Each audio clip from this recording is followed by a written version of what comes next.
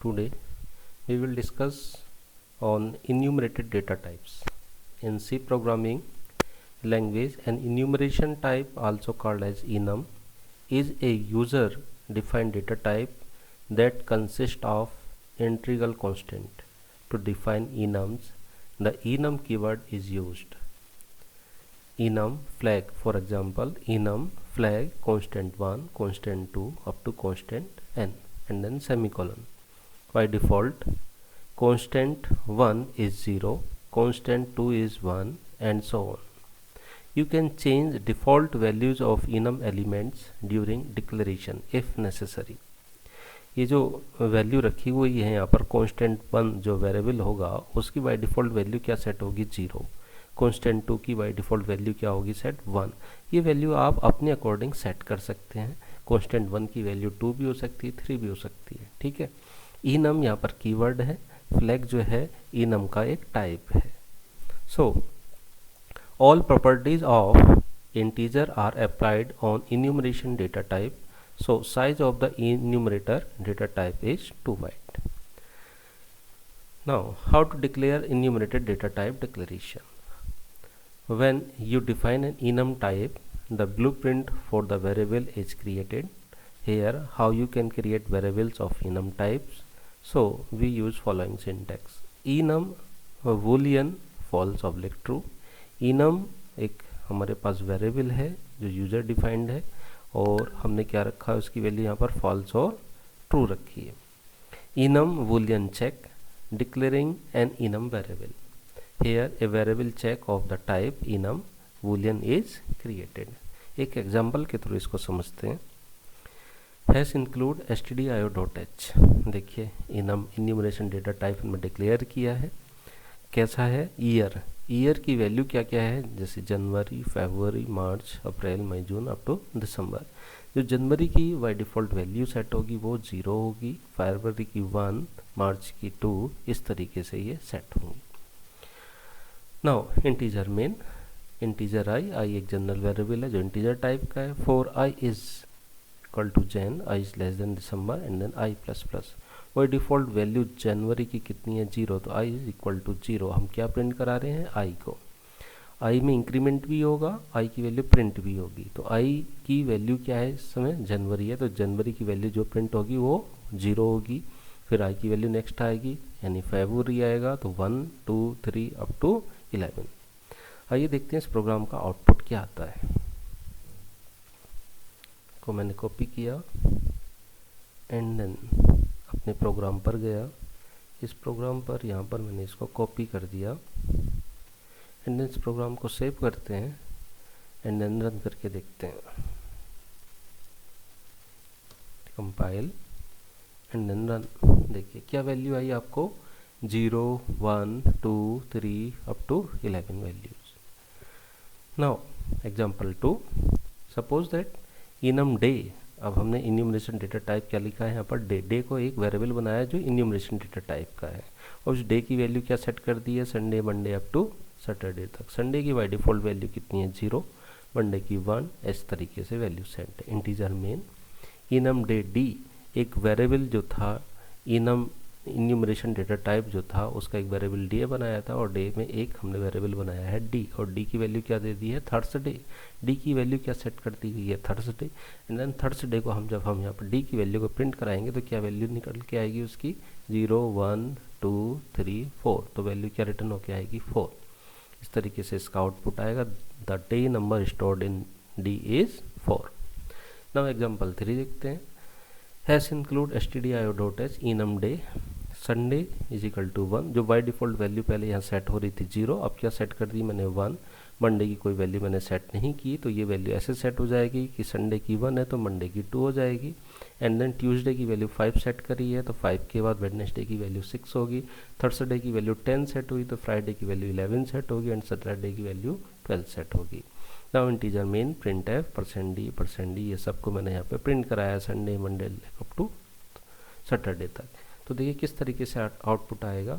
Sunday की value 1, ऐसी Monday की 2, ऐसी ट्यूसडे की वैल्यू क्या आई 5. ट्यूसडे की वैल्यू कितनी सेट कर रखी थी 5, तो 5 ही प्रिंट होगा. ऐसी वेडनेसडे 6 होगा. थर्सडे कितना होगा 10 होगा. फ्राइडे 11 होगा और सैटरडे हमारे पास 12 होगा। ये था इन्यूमरेशन डेटा टाइप। तो ये आई थिंक आपको समझ में आ गया होगा। अगर आप इस प्रोग्राम को रन करना चाहते हैं तो रन करके भी देख सकते हैं। आइए रन करके देख ही लेते हैं। Copy and then my program is, यहाँ पर मैं अपने प्रोग्राम को पेस्ट कर देता हूँ, control V and then program को रन करते हैं सेव करके, कंपाइल एंड देन रन। देखिए क्या वैल्यूज आई यहाँ पर, E1 1 2 5 6 10 11 and then 12। Now next है type def data type. The type def is a keyword used in C programming language to provide some meaningful names to the already existing variable in the C program. The type def is used to define new data items या elements that are equivalent to existing data types. Once a user defined data type is declared, then a new variables, arrays, structure and so on can be declared in terms of the new data types. So the general format of the user defined data types: type def, data type, new type, where type def is a keyword for declaring the new data items and data type is an existing data type being converted to the new name. For example, suppose that integer main type def unsigned int unit। देखिए हमने यहाँ per unit को किस तरीके से define किया है, type def user defined type def define किया है। अनसाइंड है इंटीजर और वो कैसा है, यूनिट है। और ये यूनिट भी कैसा है, यूजर डिफाइंड डेटा टाइप है, जिसके आगे क्या लगा रखा हमने, टाइप डेफ। ठीक है, अब जब यूजर डिफाइन है, जैसे हम लिखते हैं ना इंटीजर ए, तो ए कैसा है, इंटीजर टाइप का है। अब मैंने यूनिट को ही एक डेटा टाइप बना दिया है, यूनिट का डेटा टाइप क्या हो गया, टाइप डेफ हो गया। ठीक है, बैकग्राउंड में ये कैसा चल रहा है, इंटीजर। तो हम यहाँ पर लिख रहे हैं यूनिट आई कोमा जे, जैसे मैं लिखता हूँ integer I comma J, I and J are integer type, ऐसे ही मैं यहाँ पर रीड करूँगा I and J are unit type. और यूनिट कैसा है, टाइप डेफ, और टाइप डेफ ये कहता है ये अनसाइंड इंटीजर। ठीक है, तो यूजर अपने अकॉर्डिंग इनको सेट कर सकता है। आई की वैल्यू 10 सेट की गई है और जे की वैल्यू 20 सेट की गई है। आप बता सकते हैं ये 10 वैल्यू किस टाइप की है, तो आप मेरे से कहेंगे ये 10 वैल्यू सर यूनिट टाइप की है। ऐसी 20 वैल्यू किस टाइप की है, 20 वैल्यू यूनिट टाइप की है। जैसे अगर ये इंटीजर आई जे होता तो आप बोलते 10 वैल्यू इंटीजर टाइप की है, 20 वैल्यू इंटीजर टाइप की है। लेकिन इस केस में क्या बोलेंगे, 10 वैल्यू यूनिट टाइप की है और 20 वैल्यू भी यूनिट टाइप की है। Now printf value of I is %d।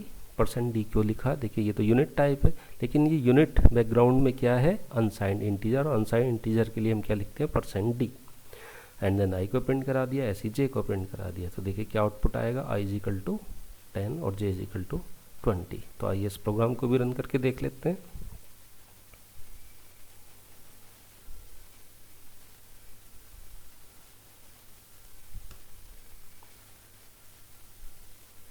Paste, save and then run करते हैं इस प्रोग्राम को, कंपाइल एंड देन रन। देखिए क्या वैल्यू आई आपके सामने, value of I is 10 and value of J is 20। तो ये प्रोग्राम भी आपको समझ में आ गया होगा। We have observed that the typedef keyword provides a nice shortcut by providing an alternative name for an already existing variable. This keyword is useful when we are dealing with the long data type especially. So we can also use typedef to assign a new name to structure which is a user defined data type as follows. तो देखते हैं structure के साथ एक syntax लिखा हुआ, typedef struct structure name, typedef struct structure name, data type member 1 2 3 4 and then type name. Here type name is a variable of structure, structure का एक variable होता है और ये क्या है, इसके member है। Now while declaring variable of this structure type, we can write type name in place of structure name in the whole program. For example, string.h and then stdio.h typedef। देखिए यहाँ पर मैं ये भी लिख सकता था इस typedef को हटा करके struct student, और मैंने क्या बना दिया है इसको, typedef मीन्स मैं अब स्टूडेंट के नाम को चेंज कर सकता हूँ अपने अकॉर्डिंग। तो typedef struct student, क्या क्या प्रॉपर्टी है यहाँ पर, रोल नंबर है, नेम है एंड देन इंटीजर उसका फ़ोन नंबर है। What is st, st is a variable of student type, ठीक है, इंटीजर में st p1 p2 p3, what is p1 p2 p3, देखिए, और व्हाट इज st क्या है, st एक हम ये कह सकते थे, st एक वेरिएबल है किसका, स्टूडेंट टाइप का, लेकिन अब हमने क्या काम कर दिया, टाइप डेफ के अकॉर्डिंग इस स्टूडेंट की जगह हम क्या यूज़ कर रहे हैं, st को यूज़ कर रहे हैं। तो st का एक वेरिएबल कैसे बन गया, p1 p2 p3। अब हम क्या यूज़ कर रहे हैं, p1 डॉट रोल नंबर 1, ऐसे p1 dot name is equal to Brown, p1 dot roll phone number is equal to this, ऐसे p2 dot roll number is equal to, ये हमने सब वैल्यू यहाँ पर सेट कर दी गई है। एंड देन जब इस प्रोग्राम को रन किया गया है, here the whole program, whole example is the same as we did in structure. The only difference is that we wrote st in place of struct student, that is we use the new type named st to declare the variables of this structure type named student. तो देखते हैं इस program को run करके क्या output आता है। Copy,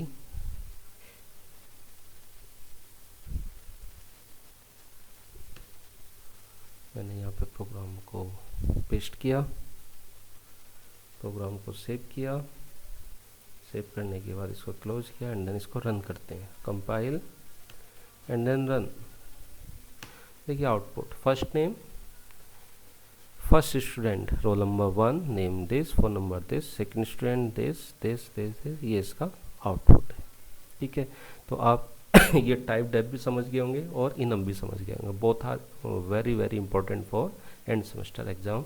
तो आप इसको तैयार करिएगा, इसको पढ़िएगा, और आई थिंक आप जितने भी वीडियो लेक्चर या जितना भी कोर्स मैंने पढ़ाया है वो सब आपको समझ में आ गया होगा। सिटी 3 आपका होने वाला है, सिटी 3 में आपका यूनिट 4 और 5 के क्वेश्चन पूछे जाएंगे। आपके जो प्रैक्टिकल है एंड सेमेस्टर प्रैक्टिकल वो भी ऑनलाइन ही होंगे, यूनिवर्सिटी उसके लिए प्लान कर रही है। Thank you.